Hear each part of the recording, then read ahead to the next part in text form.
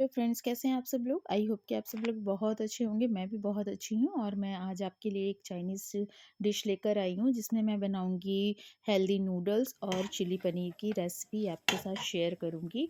तो आइए देखते हैं हम ये आटा नूडल कैसे बनाते हैं।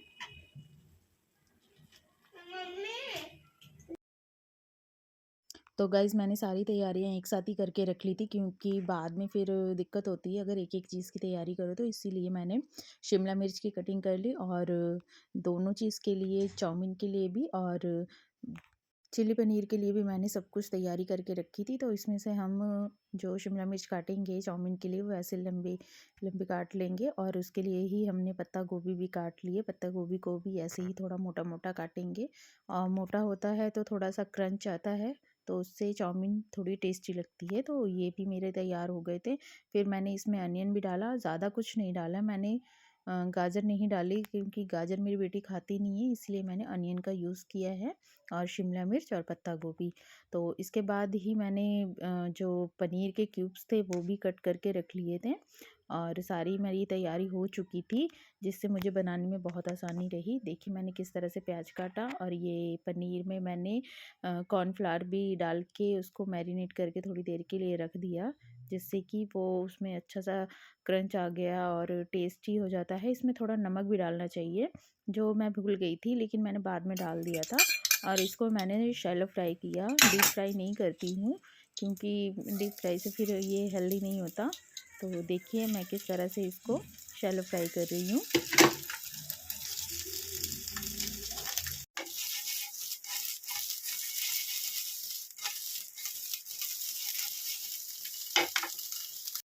फ्रेंड्स मैंने सारी तैयारी कर ली थी और उसके बाद मैंने सबसे पहले चाउमीन बनाई, क्योंकि चाउमीन बना के रखने के बाद हम गर्म कर सकते हैं माइक्रोवेव में।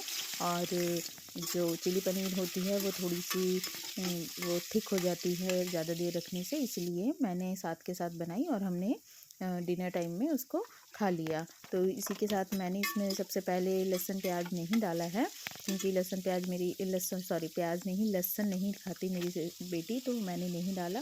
तो उसमें डाल दिया, पहले गाजर डाल दिया, शिमला मिर्च और प्याज को मीडियम फ्लेम पे सौते करेंगे, क्योंकि अगर हम लो फ्लेम पर अगर हम सब्जियां पकाते हैं तो उसका क्रंच जो है वो ख़त्म हो जाता है और बिल्कुल ही मुलायम सब्जियां हो जाती है। इसलिए हम इसको जल्दी जल्दी से हाई फ्लेम पर ही रोस्ट करते रहेंगे और इसमें सारी चिली पनीर, सोया सॉस और डार्क चिल्ली सॉस और विनेगर मैंने सब कुछ डाल दिया था और इसको मिक्स कर लिया था और थोड़ा सा नमक भी डाला था, काली मिर्च भी डाली थी।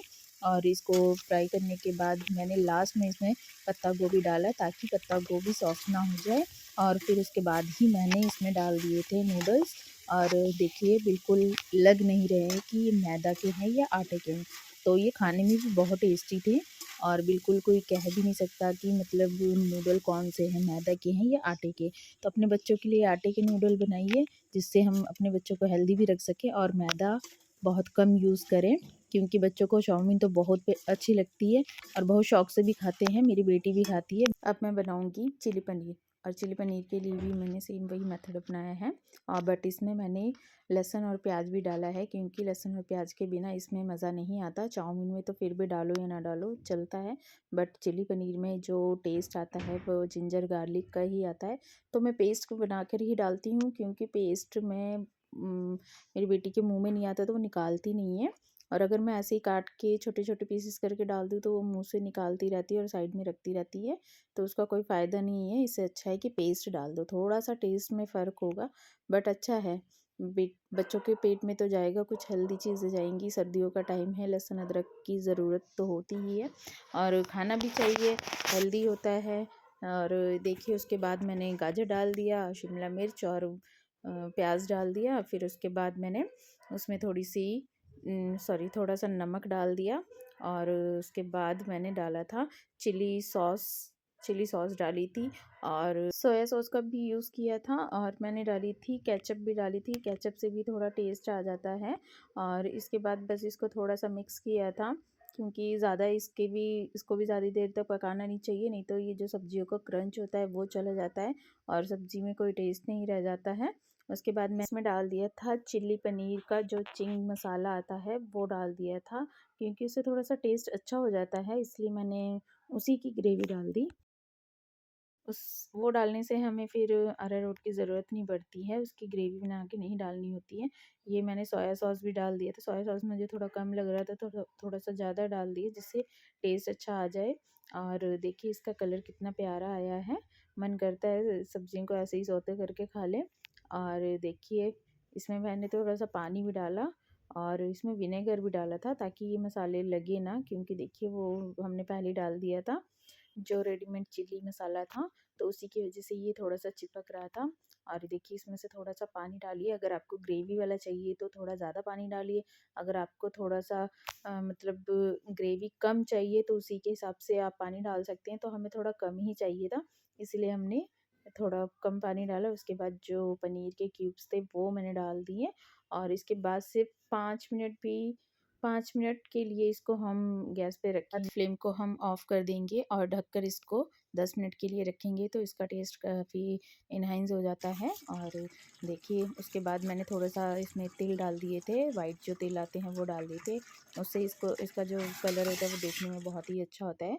तो देखिए मैंने ये बनाए हैं नूडल्स और कोई कह नहीं सकता कि ये नूडल आटे के नहीं हैं। और इसके बाद ये देखिए चिली पनीर की रेसिपी आपको कैसी लगी तो आप मुझे प्लीज़ बताइएगा। और अब हम इसको सर्व करते हैं खाने के लिए। हमारा डिनर टाइम था तो हमने सोचा चलो हम खा लेते हैं, गर्मा-गर्म खाने का मज़ा ही अलग होता है। और हम सब ने बहुत मज़े से खाया, मेरी बेटी ने बहुत मज़े से खाए। उसको तो चाउमीन अच्छी लगती है, पर मार्केट की जो चाउमीन होती है मैं उसको अवॉइड ही कराती हूँ। बट ये वाली चाउमीन भी बहुत टेस्टी थी, आप बनाइएगा और खाइएगा। मतलब ये जो आटा नूडल होते हैं ये हर कंपनी के मिलते हैं, तो आप कहीं से भी ले सकते हैं, सर्च कर सकते हैं, आसानी से मिल जाएँगे आपको। तो देखिए हमारी रेसिपी कैसी लगी आपको।